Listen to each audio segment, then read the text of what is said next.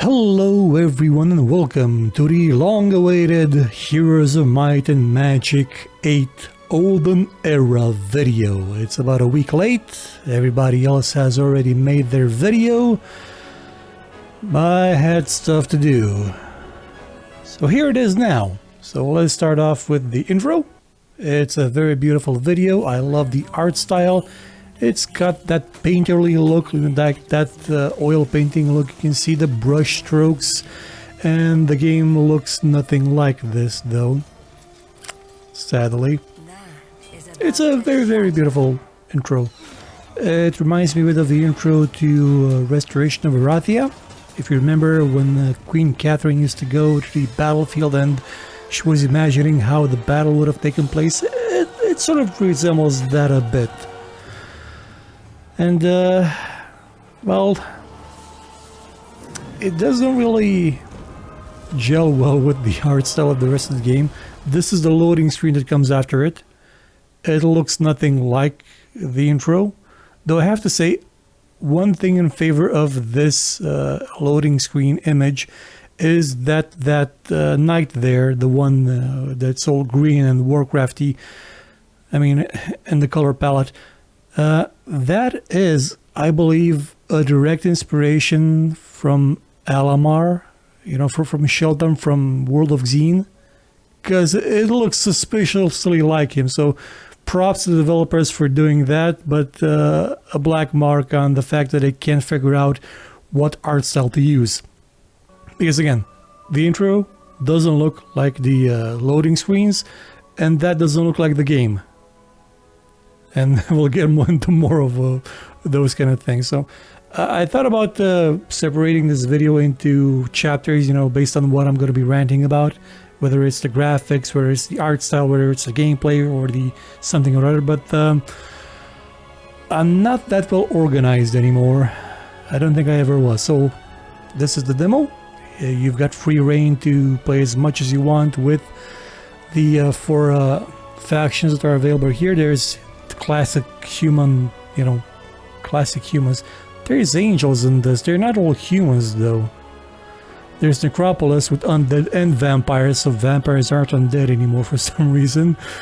There's the dungeon with the Dark Elves, which Dark Elves were a thing in Might and Magic 8, and underground creatures, you know, like the Minotaurs. You've got the Schisms, which is, I don't know, what was that? Cthulhu from World of Warcraft? And Altered Elves. I keep saying World of Warcraft, but okay, they have in some places toned down the Warcraft aesthetic. In other places, well, I'm gonna show you the other places soon. Okay, let's continue. In terms of settings, we've got, well, a bunch of them.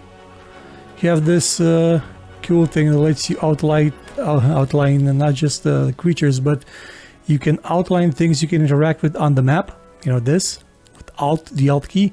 This is useful. One complaint I had with Heroes of Might and Magic 5 and 6 and 7 a bit was that sometimes it wasn't clear what you could interact with on the map, because there are some beautiful things like, you know, a windmill, but or a farmhouse that it was just a doodad. It was just a piece of the scenery with nothing to do. This helps. This is nice. You also have outlines on interactive objects if you want to, or all objects. You have the field fog of war, distance fog, and you have your choice of how do you want the fog of war to look. I chose void because it resembles the old style, though I have to say it's not a perfect copy of it because there are no twinkling stars of different colors in the void. There's just like stuff like you see here. Anyway, gotta say one thing to mention: the music sounds okay so far. It hasn't really like quonked me over the head like the other Heroes games used to. You have a tutorial. Well, you have a campaign actually. It's a tutorial campaign. I'm gonna get into it for a bit, just because I want to show you something.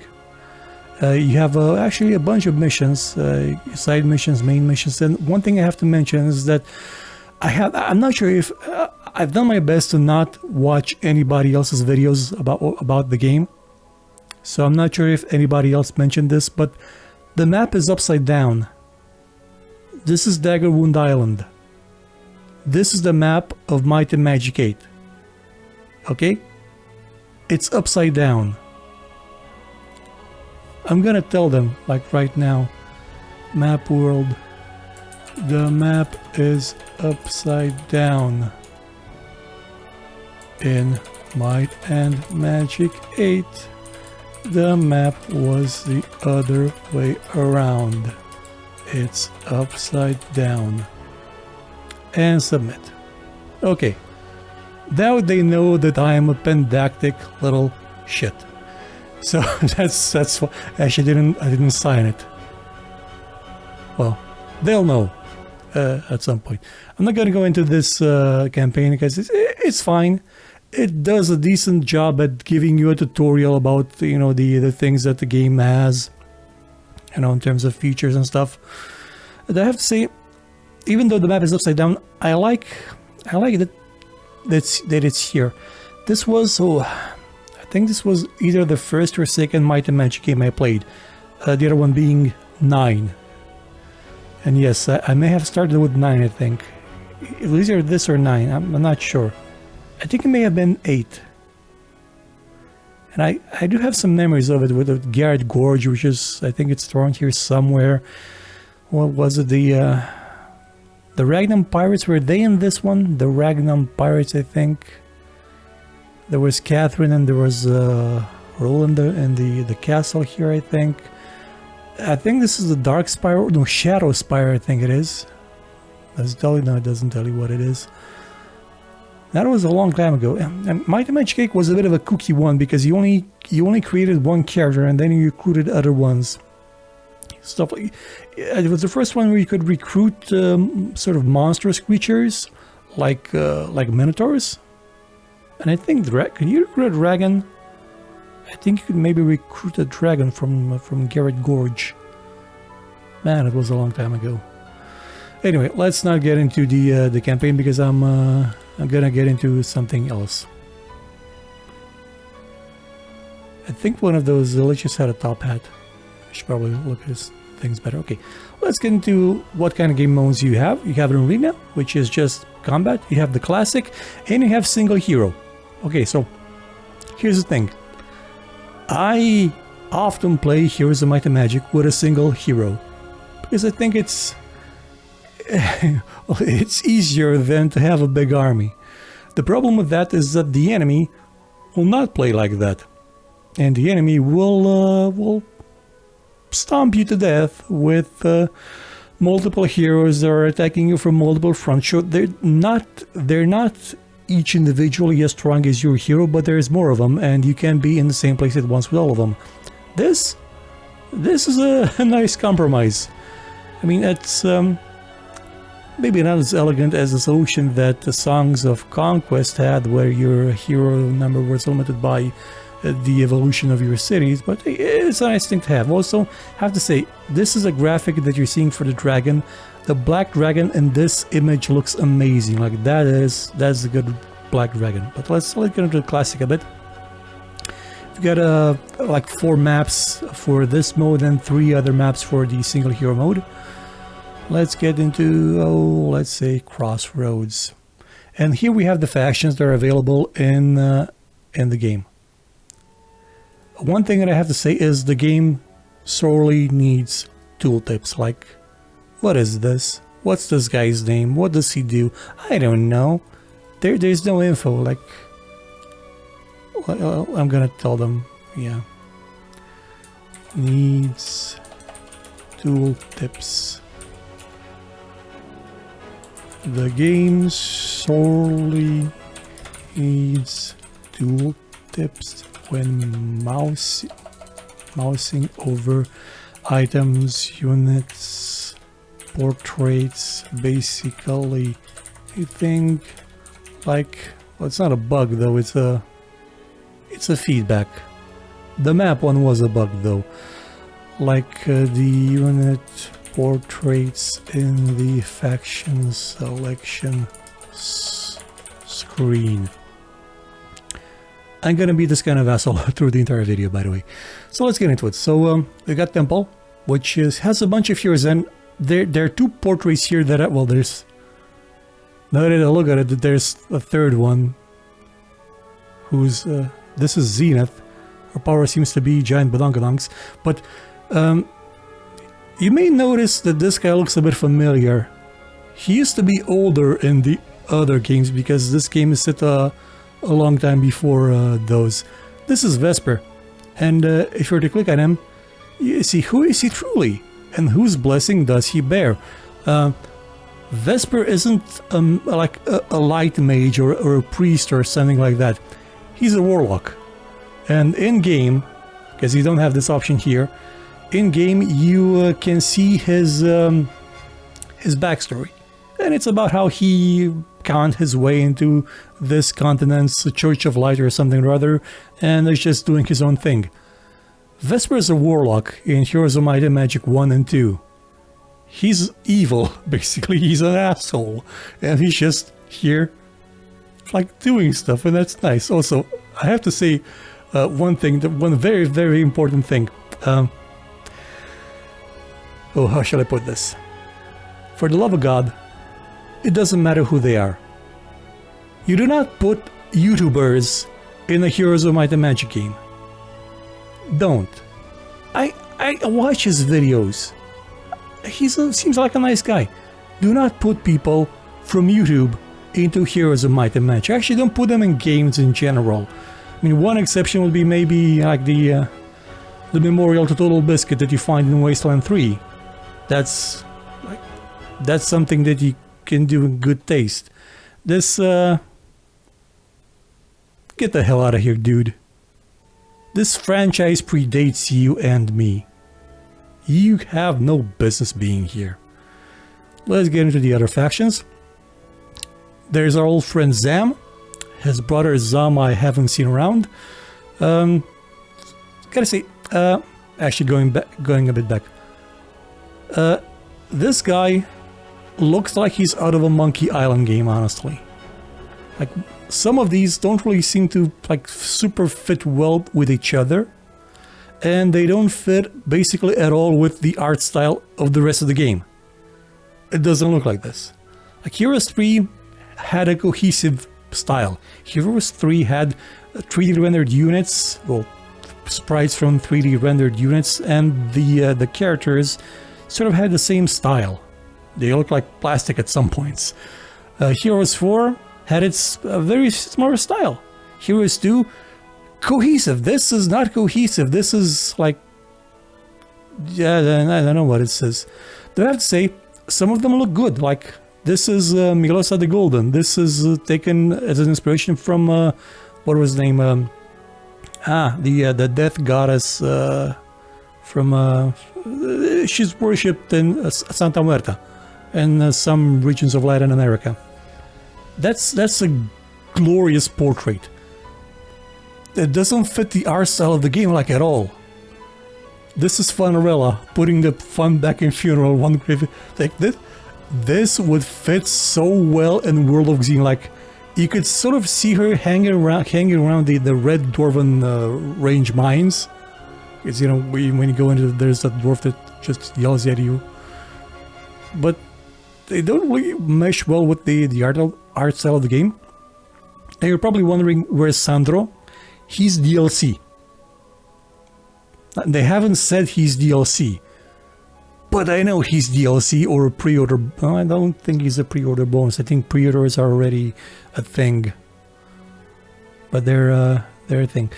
And you don't get to choose your bonus anymore. But I do have to say that I appreciate that every hero has their own thing. Like, this guy has, you know, bonus to necromancy, liches and stuff. Wits. Everybody has their own thing and their own special abilities. The dungeon, we've got somebody that ran away with the circus here. And I mean literally, that's her description. Ran away with the circus. Again, these don't all mesh well with... I think this guy's from a previous Heroes game, Glaster. Yes, he is. He looks a bit different though, but he's from a previous game. We've got some Minotaurs. We've got Krita, daughter of Navar. Krita is how you say Crete, you know, the island with the Minotaur. She's daughter of Navarre, and this is son of Dever, and this is son of Navarre, so I think they're brothers or something. I don't know who Navarre is. And the game does have the tendency of shoving some names in there and pretending like they mean something. But anyway, games do that. And we have the last faction is the schism thing, which is well, she looks a bit like Lena from King's Bounty. Ice Queen Helgath. And description: as cold as the stars, as infathomable as the abyss. Yeah, she does look a bit like Lena, but a more evil version of her. The game does take some inspirations from King's Bounty as well in some regions. And I guess Tolkien, because this guy's Tolketh. I mean, makes sense. Martyr Tho. Matasalasa the White. That's a weird name. So we got a couple of returning heroes from previous games and a couple of new ones and a random YouTuber. But anyway, let's actually load a save game, honestly, because starting from scratch is gonna be a bit slow. So let's load. No, that's just level 1. Oh, I don't have any advanced temple save games. Okay, I'm gonna just load level 1 temple save game to show you a bit. Yeah, this guy has a top hat. Ready to. So here we are with Vesper, who's totally a wizard and not a, you know, a warlock that's doing things. Not sure if there's a story behind that, like an actual story instead of just a fluff text. But this is the hero screen, and one thing that I like is you can press Alt and hey, this is the stuff you can interact with. You can also enable danger zones, so you know when you're getting attacked. You've got area borders, which I am not a big fan of. This basically delimits the area of a certain type, which is sort of under your control, I guess. Not a big fan of the control zones in the previous Heroes of Might and Magic game, and not a big fan of them here. You also have the grid if you want to have that along with you. Let's get into the towns. They look okay, I have to say. There's this nice camera movement. You can see a ship there, like moving in the distance. You've got sheep prancing around. You've got some chickens. I think they're chickens and not pumpkins. There's some people there standing around with a chicken. The chickens appear to be gigantic. In certain aspects, the art style reminds me a bit of Elemental War of Magic, which is getting a remaster as we speak, or I think just got one. I am not entirely sure since I've been out of the loop a bit. Yes, these are pumpkins because I saw the ones in front. And this is how the build screen looks. It's I'm not a fan of the build screen in the Ubisoft games. It just looks kind of ugly. And the naming conventions are a bit bad. You've got Solar Temple 2 and 3. You've got Muse. You've got Muse 2. You've got Garrison 2. You've got Griffin Rookery 2. Hypodrome 2. Threshold Basilica 2.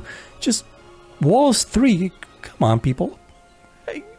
Okay, Mage Guild level 4. Okay, that makes sense. Because you're adding levels to a Mage Guild.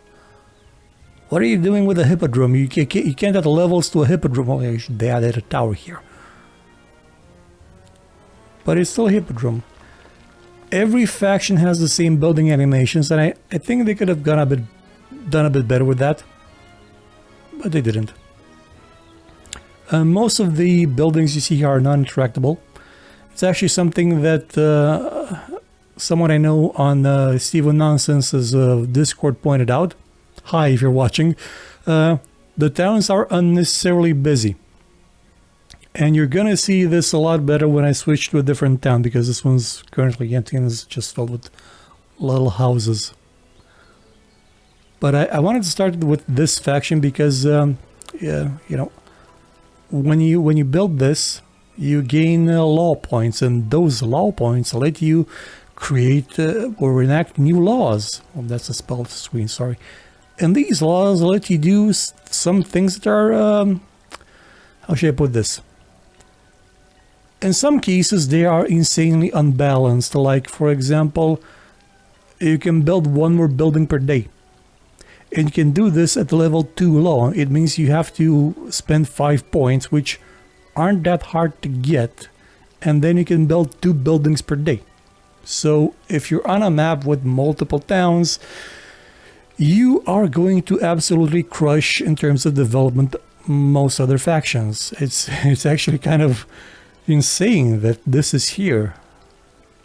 I mean, at the very least, this doesn't let you change the type of town after you capture it, like Heroes of Might and Magic 6 did. So you can't super steamroll with your types of units like you would on that game. But it's still it's a gigantic bonus, like it's super huge. So pretty much everything else is just like bonuses to various abilities of your heroes. In this case, you've got all of them. Some of the other factions have different abilities. We're gonna look over them as well. All your temple heroes can learn any tier of spells, and this is something that's monumental in terms of changing how you can play. In terms of spells, you've got these. You've got stuff like they're separated into, well, they're a bit akin to Might and Magic's classic style of spells, but you know, they're like primal magic. There's daylight magic, arcane, and nightshade magic, and they're split into different levels. And you don't get you don't have to build several magic guilds in order to get like the gate spell or dimension door. You just get them if your hero is level 12 and you have a 5th level magic guild, which is fine, I guess. I mean, it sort of takes away some of the randomness of it, which was a fun aspect, but I have to say that they did revert some of the decisions taken in previous Heroes games in terms of randomness, and at least they did that. And you can even unlock them, like I can do this, or I can even upgrade them with a new resource that they have, alchemical dust. Now, I'm of two minds with this thing, but I'm gonna get into it more when I actually get into one of the other factions, because I'm more advanced in terms of progression with them. The sounds are nice. Like they sound, when you pick up stuff, it sounds like Heroes of Might and Magic. You've got noises coming from buildings you're close to. And it does this, oh, that does this. New day, your turn. Yeah, I was gonna say this later, but I kind of hate the interface. The Ubisoft era interface, like, what's this doing here? Why is this here? Why not just have them like grouped here? This row for heroes, this row for towns, and I can click on them and they'll take me there, and I don't have to go to the other side. Like, what was wrong with that design, which was being used for 4 games before Ubisoft decided to shit on it? I don't know. You're hearing a well here, a fountain, which is nice. There's sheep, by the way. There are sheep.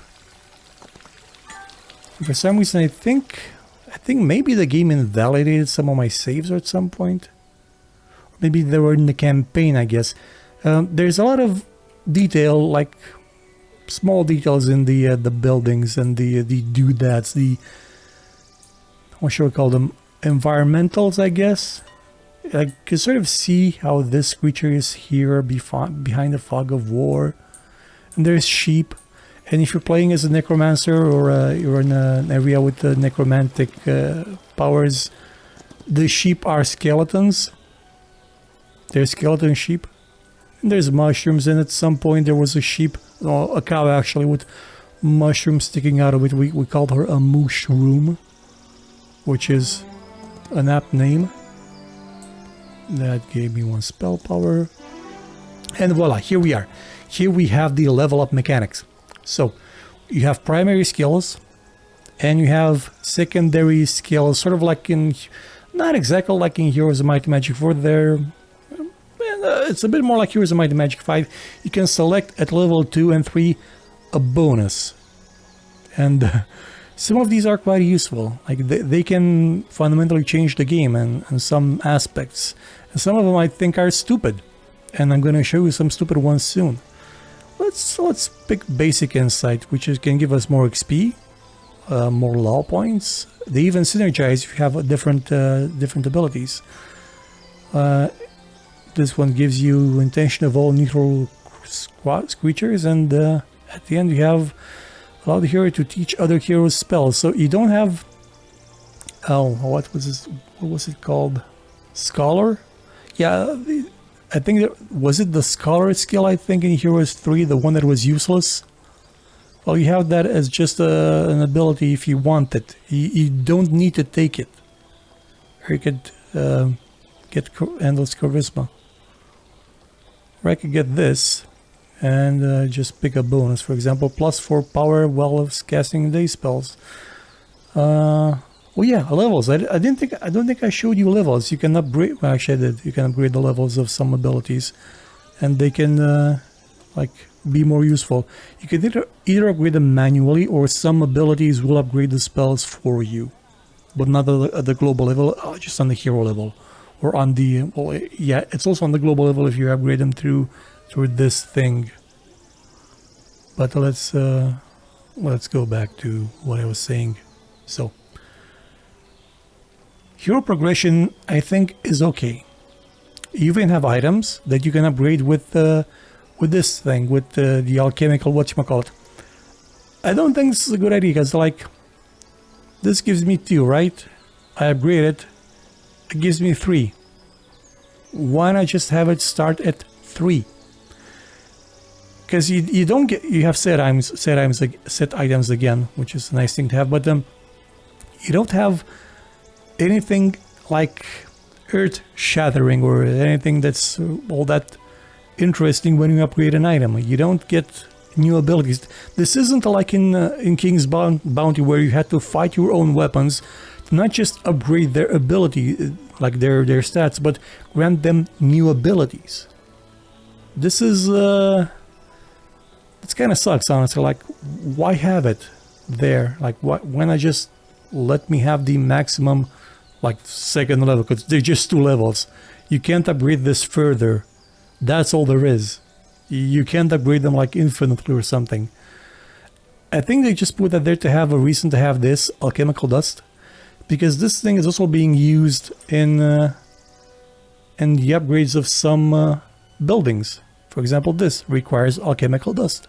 And how do you get alchemical dust? Well, you're gonna find some buildings that let you combine these 3 into alchemical dust. And I've got mixed feelings about this, because this harkens back to the time when Ubisoft decided, hey, you don't want these, let's just have a 3rd resource, well actually a 4th resource, that does all the stuff that these ones did. This is basically this again, but it's added as an extra one that also requires these to exist. So it's a leftover, honestly. If it was just used to upgrade items, okay. Upgrade creatures, and so, like, if you're not in a town, okay. But it's just used everywhere. It's like gems and that thing. Why? Why do I need that? Why do I need it for, like, every one of these buildings? Well, most of them, when they upgrade, yeah. I don't know why. It's there. You could even generate it passively with some of these abilities. Some of them. I mean, some factions have it. Well, speaking of factions, again, there's no tooltip like mousing over here to show me what these creatures do. Have to go here and maybe see what they do here. Every creature has upgrades. Now, again, I'm not a big fan of every creature having upgrades, because some upgrades will just be bad and boring, but they're here. So you can upgrade, for example, this swordsman to like a Sun's Aegis, which is an anointed, has anointed defense, whereas this other guy Captain's Guard had the range defense 1. I don't know why 1. Maybe there's something that upgrades into 2. Maybe there's a hero that does it. I haven't really played with all of them. Same thing for the crossbow guy. Though, thing is, if you try to upgrade them from here, you get a different like interface than the one that's like here. There's 2 interfaces to upgrade the units, which is kind of annoying because this one is a lot better because it shows you what they're upgrading to with the comparison on their stats, which is better, to be honest. Does full damage at any range, and this one shoots twice. And has a piercing attack. Yeah, I think this one would be more useful. Let's go to... Well, you have also these things, but they're not active in the demo. Let's go to a different save, so I can show you more stuff. Right, let's go to our dungeon save. I think it was this one, or... Yeah, it was this one. Alright, so we're playing with Glaster, who's currently in one of these. This is the new faction, the Schism faction. You can see an Eldritch Horror here. Can build their buildings like, you know, summoning sites for all that jazz. I haven't really played much with this faction.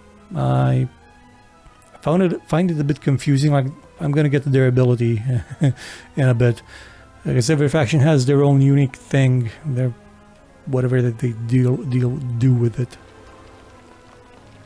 But this is the dungeon faction. You can upgrade, you know, your items again, like I said earlier. You don't really equip as many items as you did in Heroes 3, I think. You don't have a cape, you don't have like siege equipment. You're a lot more limited. You're a lot more limited in that aspect. But what you do have is dragons, which actually I'm gonna go to the building itself. So, if it were up to you, which one of these buildings would you say is the one that recruits dragons? It's this one, right? Because it's the one with the dragons next to it. No, that's the Hydra then. Is it this one? Yes, it's this. Is it this one though? Because I'm clicking on it and nothing happens. Must be this one. Yes, this one. Because it's... Again, it's... The game is a bit weird in some aspects. Okay. Black Dragon. Looks amazing. Looks fantastic. Looks great. This is... Well, actually, this is a Cave Dragon, pardon. Red Dragon, essentially. Looks great. The upgrades. Jesus Christ. God, no. Like, this is how the dragon should look like always. You put jewelry on it. This looks like it's from World of Warcraft now. Same with this guy. Why? You don't need to add bling to a dragon, just make them dragonier. Like, make them stand a bit more up straight or something, but they added bling to them. Bling. And I don't really like that. Not a big fan of that. I mean, you can upgrade them as much as you want to, like twice to get them to be more powerful, but it's they don't look nice at all when they're upgraded. And I think this is the yeah, I think I'm playing it. Yeah, this is in single hero mode. You also have unique buildings, by the way. You can upgrade the scrolls, for example, in the Lyceum of the dungeon. You can also upgrade Minotaurs. You can also upgrade everything by just clicking this button. And I just did that. And coming back to World of Warcraft, man, it's annoying that I can't go to the building by clicking on the unit. It would be useful to do that, because I gotta be honest with you, I don't know where I recruit these guys. Where are these guys being recruited from? This is the Minotaur, like, you can tell this is the Minotaur, you can tell this is the Hydra. But this is the Hydra, this is the Medusa. Because, you know, multiple snake heads. The Hydra is here with barely noticeable Hydra elements. I mean, they do this, And this isn't the castle. This is just the place where you build stuff. Like it's the castle in the sense of Heroes of Might and Magic 2, not 3, not the fort. They make this super obvious what it is, and basically ignore everything else. Is it this? No, this is the Onyx Dancer, which is... That's kind of a stupid name for a character. And the Jesper Dancer and the Aureate Dancer. Why not just have them be like... Dark Elf... something? Onyx Dancer? Man. Naming conventions are weird in this game. This is the Mage Guild.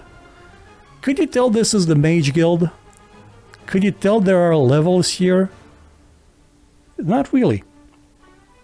And I'm still looking for where these go. No, this is the Infiltrators and the Guile Infiltrators and the Bleak Infiltrators. Jesus Christ. The namings are weird. Where are the... I think these... No, that's the... I've got no clue where I recruit these guys. The Warren. It's up there somewhere. Oh, I clicked exit again. So the Warren is... There it is! It barely lights up. Can I press Alt and have them be... Oh, that. No? Alt just switches to my growth instead of... You can barely see it. But the reason I wanted to click on this and show you something is that if you go to this... Tell me this isn't a Morlock. Tell me this guy wasn't gonna go Aah! Any moment now. This is a Morlock. A Morlock from World of Warcraft, from Warcraft 3. This is a... Troglodytes didn't used to look like this. But now they do. Okay. I think that's enough moaning and being an asshole for no reason, other than being really specific about certain preferences that I have. So let's get an army and go into battle. Actually, can I upgrade these guys? I think I can upgrade them. Come on. Upgrade to this guy. Upgrade this guy. Why? I think the upgrades reset at one point for some reason. Actually, I'm gonna upgrade all of them. Upgrade this guy to Minotaur Lord, I guess. These guys to Sculptor or Queen. Kind of forgot what was the difference between them. These guys to, I guess, Dancers. These guys usually end up dying quite easily. I'm gonna get these guys because they can be targeted, and I think we're all set. Let's go kill something. Let's move around, get some... Look at the little piggies. I love the map. The map I think is great. In terms of the stuff you interact with, the majority of the things you're gonna find on the map are usually things that will require you to kill whoever is guarding the building and then recruit something from there or get their treasure. Haven't found quests yet. I see, this is annoying. Why is that so delayed? And why doesn't it show up like in its own separate thing so I can see what it was? Let's move here. This I've already visited. Dragon Utopia. The Dragon Utopia looks quite nice. This one is a research laboratory. I thought this was the Necromancer's castle at one point, but it's not. It's got too many buildings that, like, look, they're as big as castles. Again, there's a problem with the way that the art style is scaled at some points. Like this thing, why is it so big? Why can't it be smaller? There's crab. Oh, there's spiders there actually, not crabs.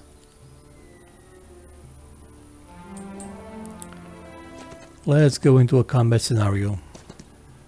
The game will auto combat for you. I mean, you can accept the results or not. I'm gonna battle. because I want to show you a bit of the tactical combat like 40 minutes into the video. Okay, so everybody has tactics. There is no thing as not having tactics, and gotta say, the game doesn't let you zoom in on the mini map, on the combat map. That's fine, but it's back to being hexes, and that's okay. Combat music is okay. Visually, it looks fine, and this is a knight unit, like a temple unit, and this is a priestess. Like, this is an. Can you notice like a commonality? Like, what kind of temples do they have there? Like, exactly how is that a staff or a strip pole? Is what I'm saying. Yeah, the game has well, it's made by Eastern Europeans, so we gotta shove some boobs in there somehow. One of the last bastions of Gunnarism, I guess. Okay, so this is basically the equivalent of the harpy, because there's no harpies in the game so far. I can attack with half damage in return, or I can attack normally. And I think, does this guy have weak spot, blink? Does he have? No, I don't think he has. Can only attack a okay.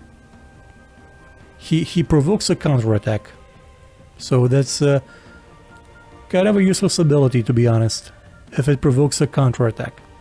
Units also have their own special attacks, which you can get by charging this bar.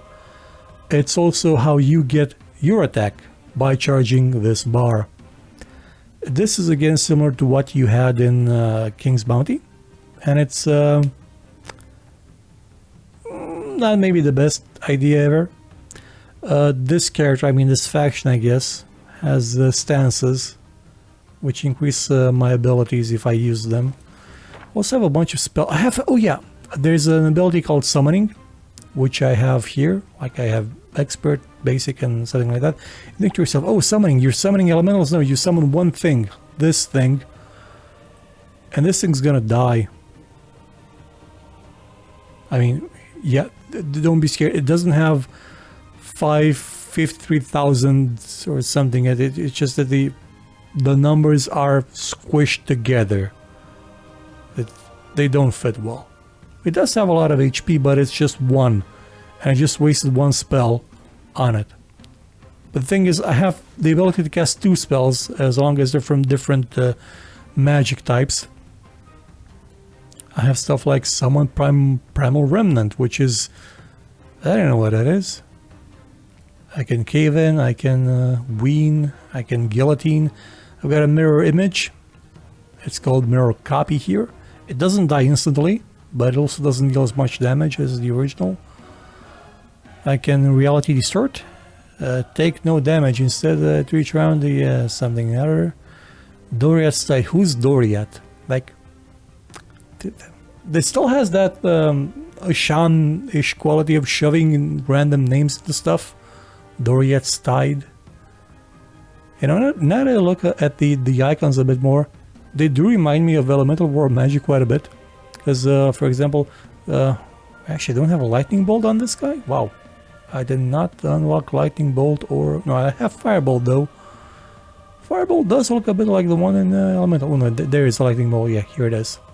It tells you what it doesn't affect though, so it's nice of them to do that. I only have a level 2 though.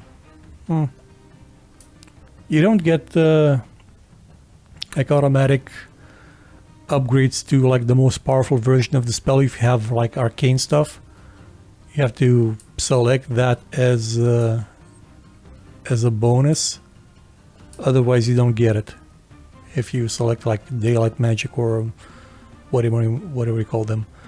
Let's get whenever preference in action. Let's do this. Should probably cast it on one of the these guys, these gals, so they will die easierly, because they can deal some damage at range. Now we have the Minotaurs. and the Hydras, which move quite a fair bit. Like, that was a Hydra moving all that way. I can attack multiple units, but I'm not gonna do that. I just want to save my damage for a single unit. Again, attack 2 targets, but deal half damage to each. Most units have like that thing. That's the special thing that most units have. Do less damage, but hit more targets, which is not all that great if you're fighting somebody that's at the same level as your units or stronger. See, this guy actually did some damage, but he's not gonna last much in a big fight, like unlike the other elementals.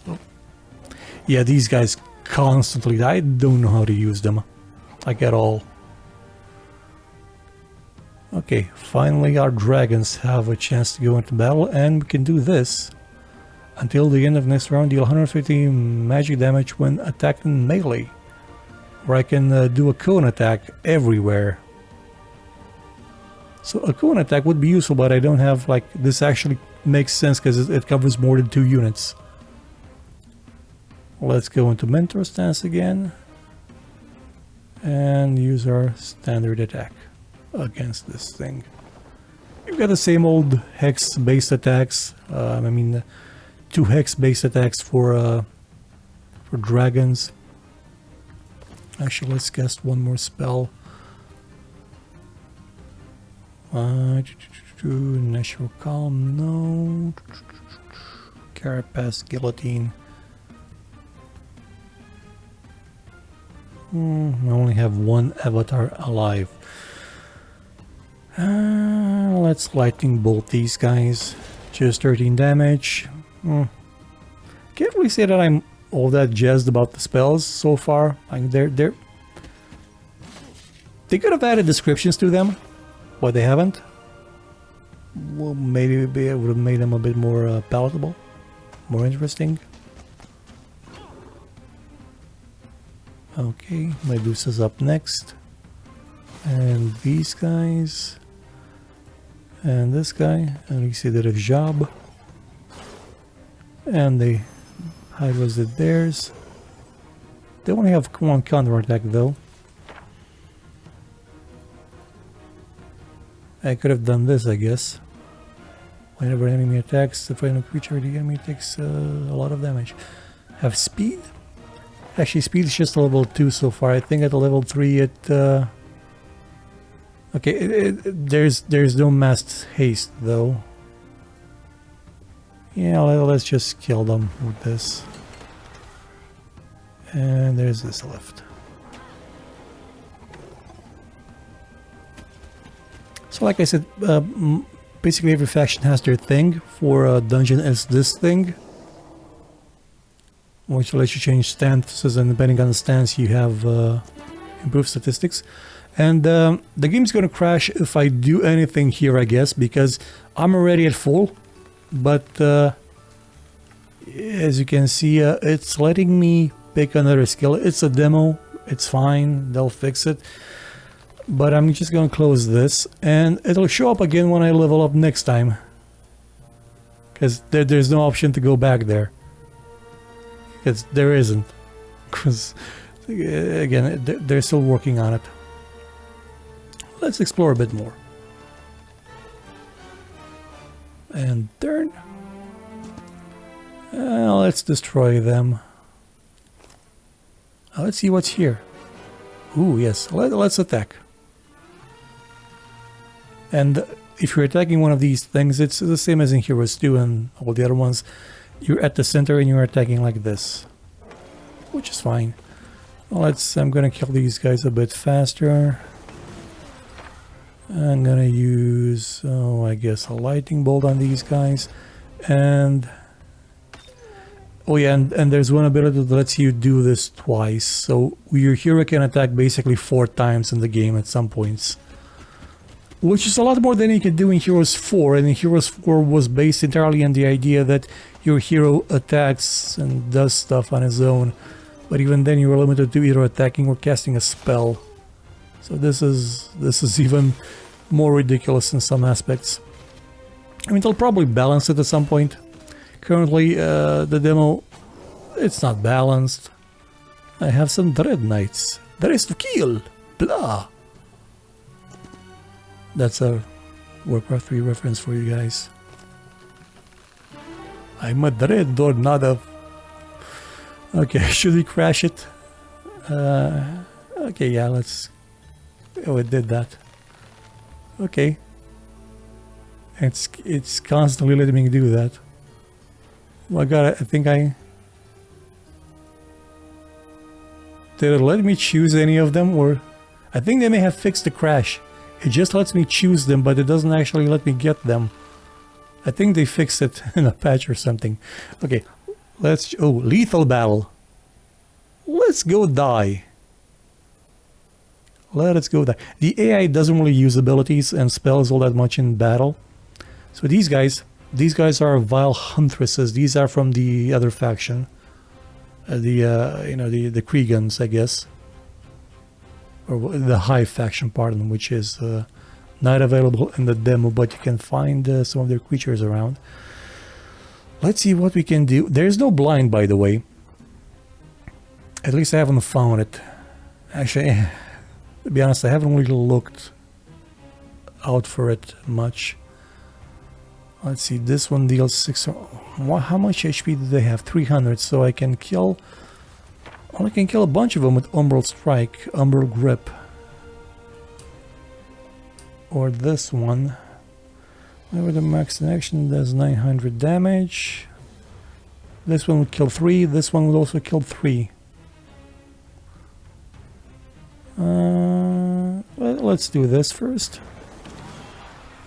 Okay, that killed all of them. Let's do, I don't know, maybe summon the Avatar and do something with that thing. Speed all friendly, -1 to all enemy units, disposal negative, maybe do that. Okay, let's do this. We just reversed polarities. Let's go into combat stance and attack. That will not kill... Oh, it killed one. So this was a lie. And now we're gonna go die. I did not see if these guys... Oh, these are melee. Melee. If they're all melee, why squash the weak? Oh, they got bonus damage for weaker creatures. Okay.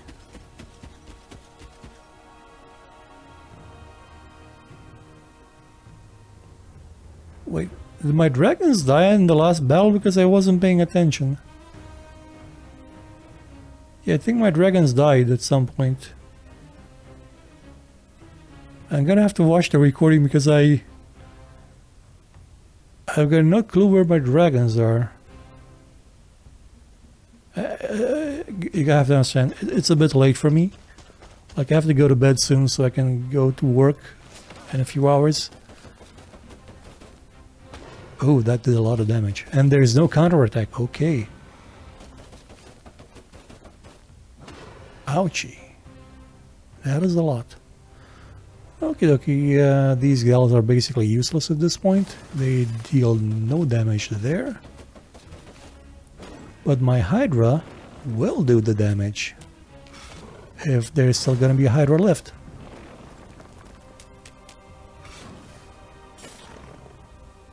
Okay, let's put some spell power. And kill something with range, I guess. Restore charges, explosion, shackles. Let's summon the Avatar for 1. It's a bad looking Avatar, to be honest. And maybe do this, 980 damage. Whenever it does something.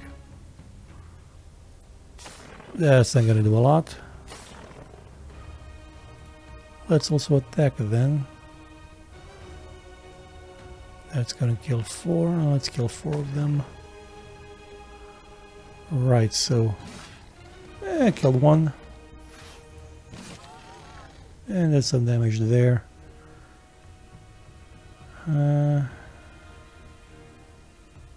All units have damage.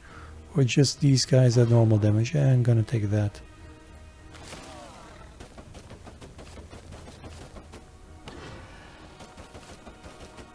Yeah, they're going after most of the units that are living. I'm gonna hide with that unit there. Oh, the avatar. Yeah, the avatar isn't really gonna do much, I guess.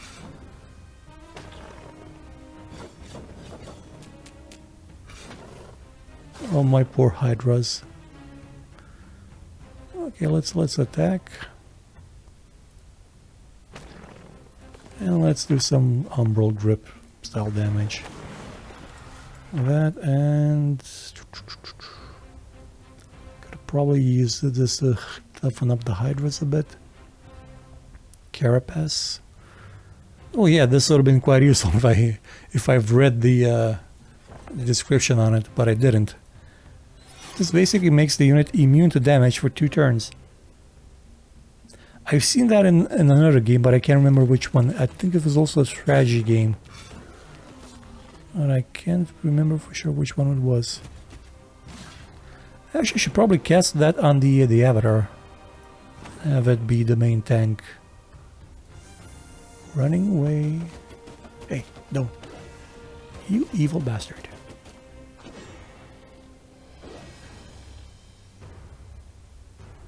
Okay, my turn again.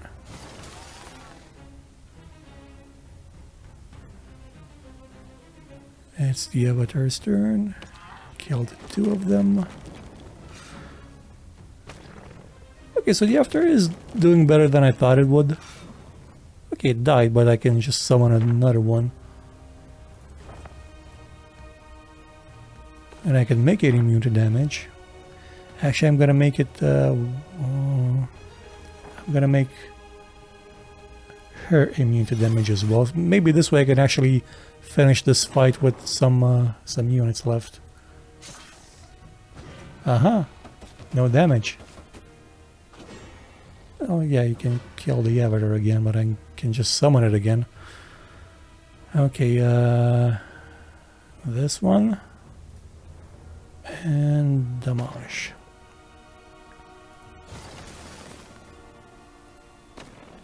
Dead. Repost. Umbral grip again.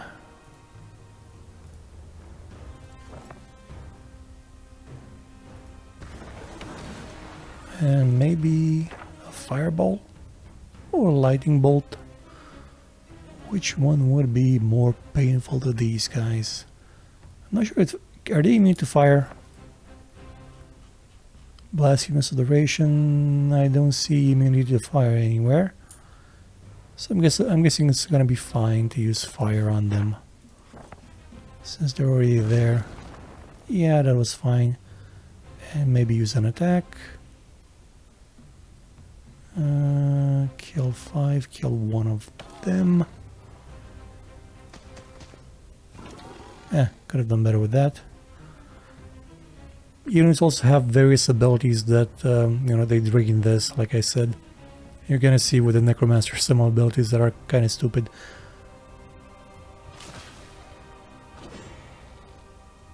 Okay.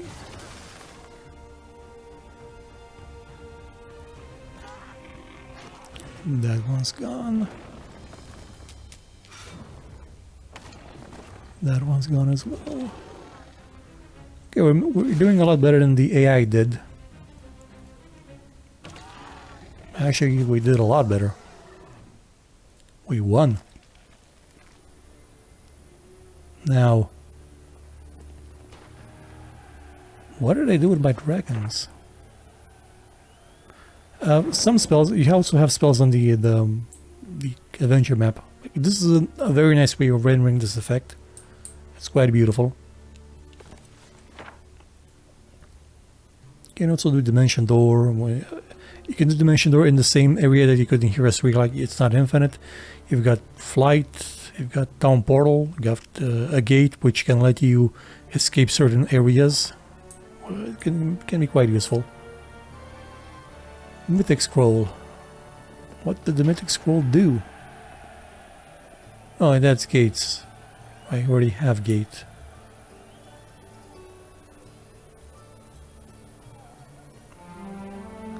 Your turn begins. A new day. Let's see the results. I got 3 worms. I think this is a unit from, yeah, this is a unit from the Hive faction. And 8 cavalry. So we did quite well, I would say, all things considered.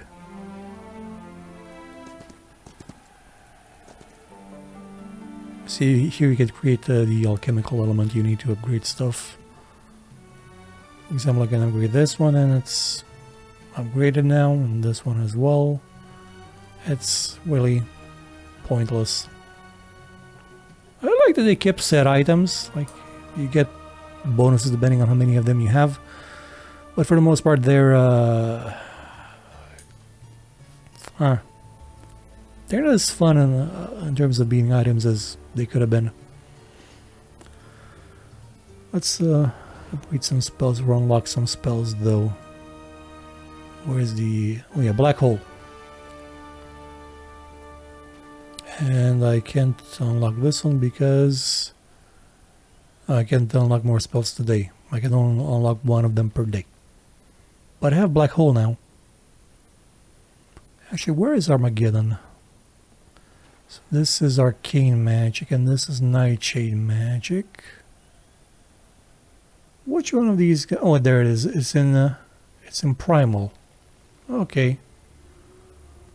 All life must come to an... oh, so they do have... okay, some of them... some of them have quotes. All life must come to an end, but sometimes such destruction begets the birth of a phoenix. Yes. Why is it the only one with a quote? I think maybe because the game isn't done yet, so I guess that's the idea. I guess. Maybe. Okay. Another lethal battle. That's not nice. Okay, I'm gonna load up the save game with the Necromancer now. Not the Schism. Schism's kind of... Schism has a thing called Communion, where you get temporary units depending on how many victories you've had in battle. It's a weird thing. Weird. And it's... as gimmicks go, it's kind of weak, honestly. Okay, so this is gonna be a short experience because I can't beat that guy. I've tried. It's a no-go show. And I don't have really all that many, well, I could run away by using this, I guess. But anyway, in terms of necromancy, you have necromancy, of course. That's what necromancers necromance. In the Necromancer town, though, I have a question for you guys. Where is the graveyard? I'm gonna stop it from moving so you can probably see it clear. Okay, it's doing the thing again where it's moving based on the mouse. I love the doodads, like the animations. See, there's Charon, like ferrying souls of the dead into the afterlife. There's some bones there. That's nice. And this is the circus. No, this is the marketplace. And where's the graveyard? Is it here? Actually, it was a bit more obvious where the graveyard was before I built this thing. I mean, it was more obvious where it wasn't, because clicking on all these, that's not a graveyard. This isn't a graveyard either. The graveyard is here. So you have to notice that it's got bones on it. The thing is, everything has bones on it. So it's... the towns are all too filled with stuff. Like, what is this? It looks like it has some sword on it. That's dead knights? No, that's the liches. Like, what? Is this like a temple or some sort? I thought this was liches. No, this is spells. Doesn't even have levels. Like, I'm gonna build level 3.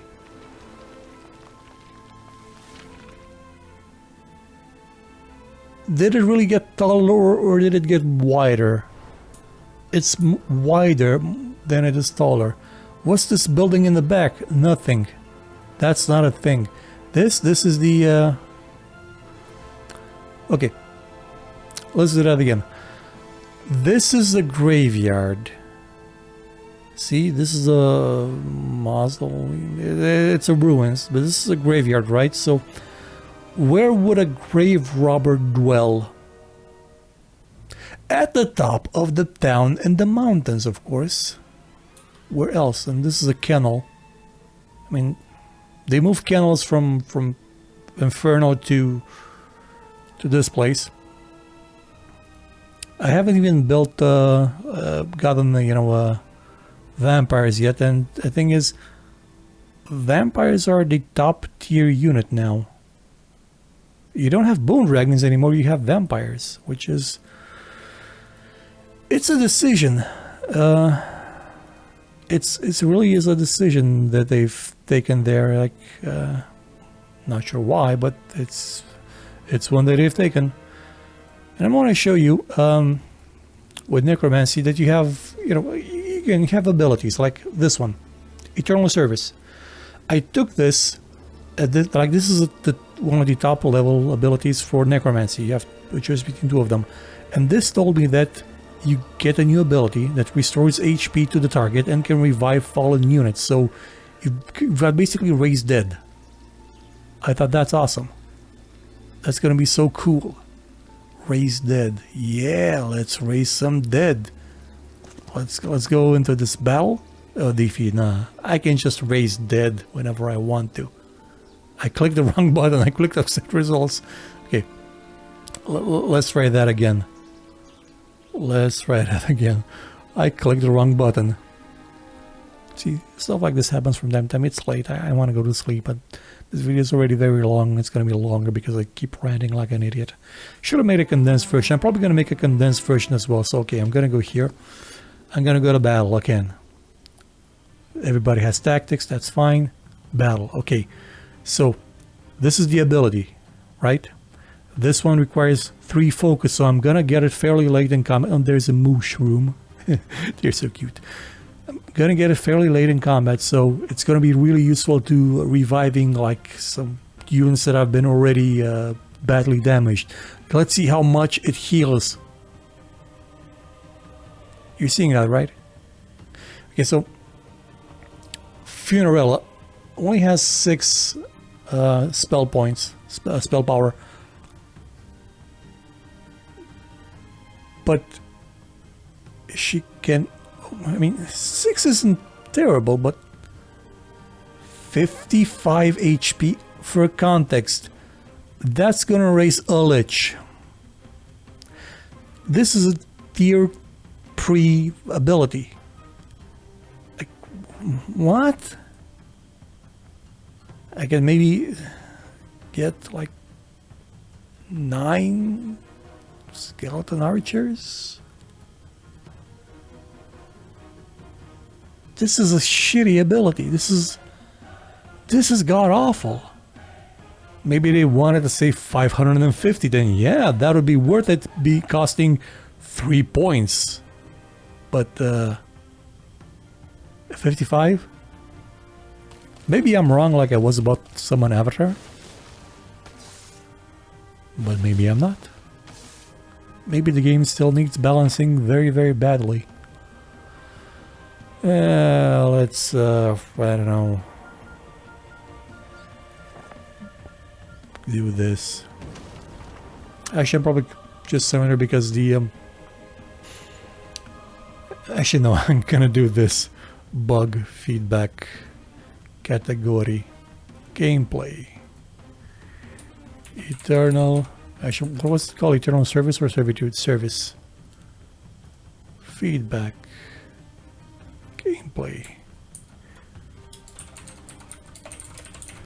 He is terrible. Costing 3 focus points and healing 55 damage is a terrible choice for a top tier necromancy ability. Okay. As you can probably tell, I've sent a lot of these in the past couple of days. I've not signed any of them because I don't want my name in the game. I respect Heroes of Might and Magic too much to have my name as a random guy from YouTube to be in it. And I clicked on the thing in front of it. Yeah, I'm way too tired to continue. So I think the game has potential, but it's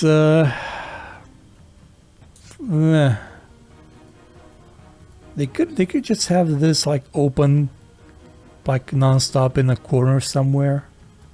Maybe not centralize the interface completely. Maybe like separate it in twain. Could be useful, I say.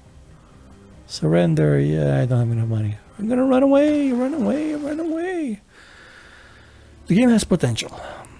And the fact that they delayed it makes me believe that maybe they wanted to reach that potential. They don't want it to flounder about and die. In terms of art style, I don't think they can change anything because, you know, the art's already been paid for. It's there. It's what they're stuck with. But the rest of them, maybe they have some chances. You can actually recruit more than one hero per day. Wow, that's they regenerate. That's nice, I guess. If you like hero spam. Like I said, there's borders now, with each area controlled by a town having its own border. I don't like this. I don't like this Hero 7 style thing. It even shows you which borders you control, which areas you control, which ones you don't. Not a fan of this. Brings back bad memories, but anyway. I don't think they can change much in terms of the art style or some of the mechanics, but maybe it's got potential, I guess. We'll see the campaign. Maybe the campaign has a good story. I mean, it's not set in Ashan. It's set in the planet of Venroth. It's in Jadaim. Jean-Claude Van Damme, Jadaim, I guess. There was a joke in there somewhere, but it's way too late. I'm way too tired. So, I guess this would be it, guys. I'm going to sleep. Gonna see if I can upload the video later today or tomorrow morning. What's your take on the game so far? I'm curious to see. So far, I'm honestly more inclined to play Songs of Conquest or Song of Conquest. Mostly because it's got giant chickens that can kill you in combat. And frog people and turtles. It's got a more cohesive art style because the game looks pixelated everywhere and it's beautiful. But then again, this is set in the old world of Heroes of Might and Magic, so maybe this is like, see, this is pretty. This is the headless chicken clucking about and waddling its tail. This is a, I've got no clue what that is. This used to be a sheep. Now it's dead, but it's still doing sheep things, and like prancing about as a dead sheep, and a ram doing ram things, and a camel doing camel things, and a murloc, and another murloc. Oh, look, a butterfly. It's weird, and it's got pointy things, and I really hate some of the exaggerations, but the Skeleton Archer looks okay. It reminds me of the archers from, again, King's Bounty, which also had its own exaggerated, almost Warcrafty art style, but it didn't go full ham, if you will. This is on the verge of going full ham. It's a bit upsetting. There's a piggy, though. A nice piggy. Two of them. Well, I'm gonna see you, I have no clue when, with more shows. So I'm gonna leave you here with this moosh room as it's prancing about. Being very, very mooey and very, very shroomy. So take care, everybody. Have a nice day. Look out for the game when it comes out. Go play the demo. and go play Song of Conquest, because I am 85% sure that this game would not exist if Songs of Conquest did not come out and it wasn't a big enough success that it reignited the idea that, hey, here's Might and Magic, remember that? That was cool. Let's do that again. But make it less terrible. Maybe give the developers time to actually finish it, which they didn't twice before. Bye-bye.